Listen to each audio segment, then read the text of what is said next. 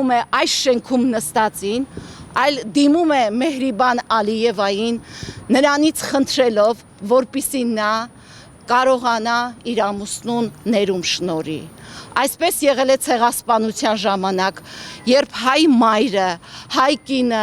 խնդրել է թուրք ասկերին, որպեսզի նա չսպանի իր զավակին։ Մենք հիմա այդ օրերն ենք ապրում։ Ինձ մոտ տպավորություն է, որ մենք պետություն ու պետականություն կորցրած ենք հիմա ապրում, որովհետև այս ծնողները, տեսեք,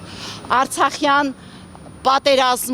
պատերազմում կան ծնողներ եւ պատերազմից հետո պայթյունից իրենց զավակներին կորցրած ընտանիքներ են։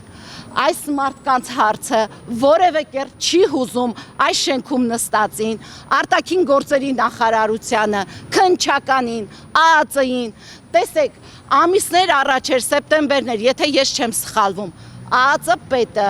գնաց Բաքու։ Ենթադրվում էր, որ պետք է ձեր ընտանիքի հարցը բարձրաձայնվեր, ձեր եղբոր, ձեր երկու տղաների հարցը պիտի բարձրաձայնվեր։ Մենք չլսեցինք։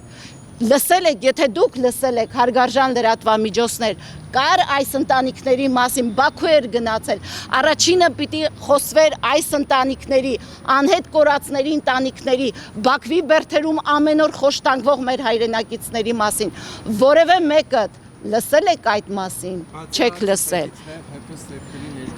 Հիմա դրան եմ, բավականին մեծ գումար տրամադրվեց, ովքեր են այդ քաղհասարակության ներկայացուցիչները, որոնք այցելեցին Բաքու։ Բաքու այցելած քաղհասարակության ներկայացուցիչները քանի անգամ խնդրեցին այցելել տեսնել այնտեղ պահվող մեր գերիներին։ Ինչու՞մն է իրենց Բաքուն դարձրել են ջրի ճանապարհ։ Ամեն ամիս լսում ենք Բաքու են գնում, զանգ են անում։